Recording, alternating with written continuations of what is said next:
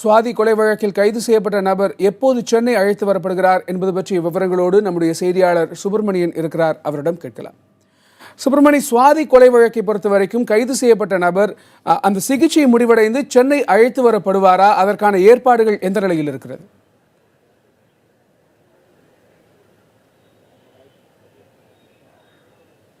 சுவாதி கொலை வழக்கில் கைது செய்யப்பட்டுள்ள ராம்குமாரை சென்னை கொண்டு வருவதற்கான அனைத்து நடவடிக்கைகளும் எடுத்து வருவதாக சென்னை மாநகர காவல்துறையினர் தெரிவித்திருக்கிறார்கள்.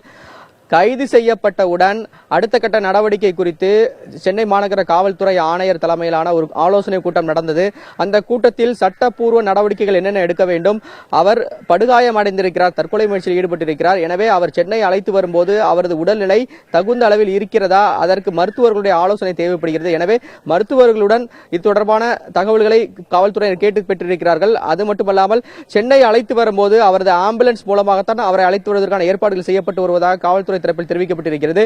அவர் அழைத்து வந்தவுடன் இங்கிருக்கக்கூடிய அரசு மருத்துவமனையில் சிகிச்சை அளிக்கப்படும். அதன் பிறகு சம்பவ இடத்திற்கு அவர் அழைத்து செல்லப்படுவதற்கான ஏற்பாடுகள் செய்யப்படும் என்று காவல்துறை தரப்பில் தெரிவிக்கப்பட்டிருக்கிறது. இது மட்டுமல்லாமல் இவர் கொலையை இந்த சுவாதி கொலையை எப்படி செய்தார், என்னென்ன திட்டங்களை வகுத்தார் என்பது தொடர்பாக நுங்கம்பாக்கம் ரயில் நிலையத்திற்கு அழைத்து சென்று அவர் கொலை தொடர்பாக நடித்து காட்டக்கூடிய சம்பவங்களிலும் அவர்கள் ஈடுபட வைக்க திட்டமிருப்பதாக காவல்துறை தரப்பில் தெரிவிக்கப்பட்டிருக்கிறது. கணேஷ், இப்போ இந்த கொலையை பொறுத்த வரைக்கும் முக்கிய குற்றவாளி ராம்குமார் அப்படின்னு சொல்லப்படும் இதே வேளையில இவரை தவிர வேறு யாரெல்லாம் இந்த வழக்கில் குற்றவாளிகளாக கருதப்படுகிறார்கள்? முக்கியமாக அவருடைய நண்பர் ஒருவருக்கும் இதில் பங்கு இருப்பதற்கான வாய்ப்பு இருப்பதாக சொல்லப்பட்டதே, அவர் பற்றிய விசாரணை நடைபெற்று வருகிறதா? அது பற்றிய விவரங்களை சொல்லுங்க.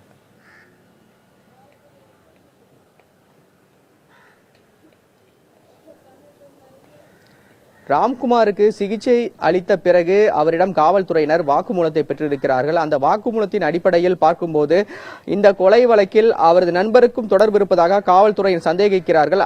அதனால் அந்த நண்பர் யார், அவர் எங்கு இருக்கிறார் என்ற பல்வேறு கோணங்களில் அடுத்த கட்ட விசாரணை நோக்கி காவல்துறை சென்றிருக்கிறார்கள்.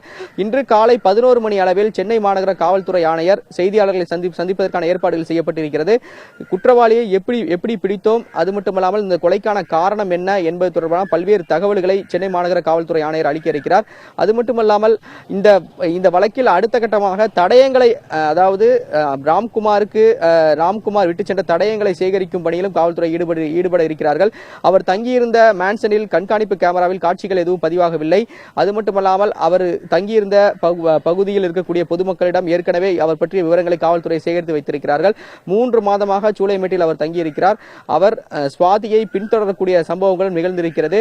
அது தொடர்பான அனைத்து விவரங்களையும் காவல்துறை சேகரித்து வைத்திருக்கிறார்கள். சென்னை அழைத்து வந்த பிறகு அவரை நீதிமன்றத்தில் ஆஜர்படுத்தி சிறையில் அடைப்பதற்கான நடவடிக்கை எடுக்கப்படும் என்றும் காவல்துறை தரப்பில் தெரிவிக்கப்பட்டிருக்கிறது. கணேஷ்.